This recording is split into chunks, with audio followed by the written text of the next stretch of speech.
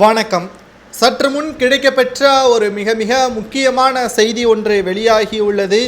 அனைவரும் திமுகவில் எதிர்பார்க்கப்பட்ட ஒரு தகவல் தற்பொழுது வெளியாகியிருக்கிறது. செந்தில் பாலாஜிக்கு ஜாமீன் கிடைக்குமா? கிடைத்த மறுநொடியே அமைச்சராக பதவியேற்பாரா? அப்படி பதவியேற்கும் பட்சத்தில் அவர் ஏற்கனவே பதவி வகித்த மின்சாரத்துறை, மதுவிலக்குத்துறை பதவி கொடுக்கப்படுமா அல்லது வேறு துறை பதவி கொடுக்கப்படுமா என்ற பல்வேறு கேள்விகள் இணையதளங்களில் பேசப்பட்டு வருகிறது. இதை பற்றி அரசியல் விமர்சகர் பிரியன் அவர்கள் நம்மிடம் தொடர்பு கொண்டு பேசிய சில தகவல்களை நாம் இந்த வீடியோவில் பார்க்க போகிறோம். முதலில் உச்சநீதிமன்றத்தில் உள்ள அனைத்து பெஞ்சுகளும் செந்தில் பாலாஜியின் வழக்கில் பல தரப்பு வாதங்களை முன்வைத்து செந்தில் பாலாஜி அவர்களுக்கு எதிராக சில தகவல்களையும் உச்சநீதிமன்றம் வெளியிட்டு வருகிறது. இதனால் கடைசியாக 57வது முறையாக செந்தில் பாலாஜி அவர்கள் நீதிமன்ற காவலில் நீட்டிக்கப்பட்டுள்ளார்.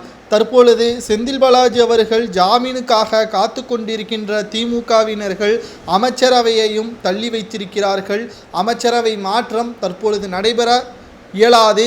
நாளை அமெரிக்காவிற்கு செல்கிறார் முதல்வர் ஸ்டாலின் அவர்கள் என்ற தகவல் நமது அனைவருக்கும் நன்றாகவே தெரியும்.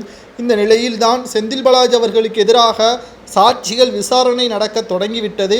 வாக்குமூலங்களும் வாங்கப்பட்டு உள்ளது. இனி அவரை உள்ள வைக்க வேண்டிய அவசியம் என்ன? இதனால் செந்தில் பாலாஜி எப்பொழுது வெளியே வருவார் என்று தெரியவில்லை. செந்தில் பாலாஜி விரைவில் வரலாம்.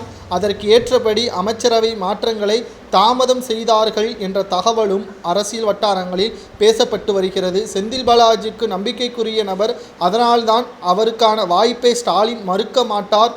ஸ்டாலின் அவர்கள் செந்தில் பாலாஜிக்காக அமைச்சரவையையே மாற்றம் செய்யப்படாமல் தற்பொழுது வரை அதன் நீட்டிப்பு செய்திருக்கிறார். இதையெல்லாம் ஆய்வு செய்ததற்கு தாமதம் ஆவதற்காகவும் செந்தில் பாலாஜி அவர்கள் ஜாமீனில் வருவதற்கு வாய்ப்புகள் இருப்பதாக தற்பொழுது வழக்கறிஞர்கள் கூறியிருந்தாலும் செந்தில் பாலாஜியின் வழக்கை விசாரித்த நீதிபதிகள் அப்படி எந்த ஒரு சாதகமான வாதங்களையும் இறுதியாக வெளியிடவில்லை.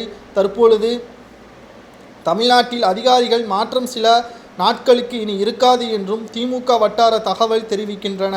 இந்த நிலையில் அடுத்ததாக தமிழ்நாட்டில் பெரும்பாலும் ஒரு வாரத்தில் அமைச்சரவை மாற்றம் இருக்கலாம் என்கிறார்கள். இதற்கிடையே லிஸ்ட் ரெடியாகிவிட்டதாகவும் வரும் நாட்களில் தமிழ்நாட்டில் அரசியல் ரீதியாக பல திருப்பங்கள் ஏற்படும் என்றும் எதிர்பார்க்கப்படுகிறது. செந்தில் பாலாஜி அவர்களுக்கான ஆதாரங்கள் அனைத்தும் அமலாக்கத்துறை அதிகாரிகள் கொடுக்கப்பட்ட நிலையில் அமெரிக்காவிற்கு சென்று திரும்பி வந்தவுடன் செந்தில் பாலாஜியின் வழக்கை நேரடியாக முதல்வர் ஸ்டாலின் அவர்கள் களத்தில் இறங்கி விசாரணை செய்ய உள்ளதாக செய்திகள் வெளியாகியுள்ளது.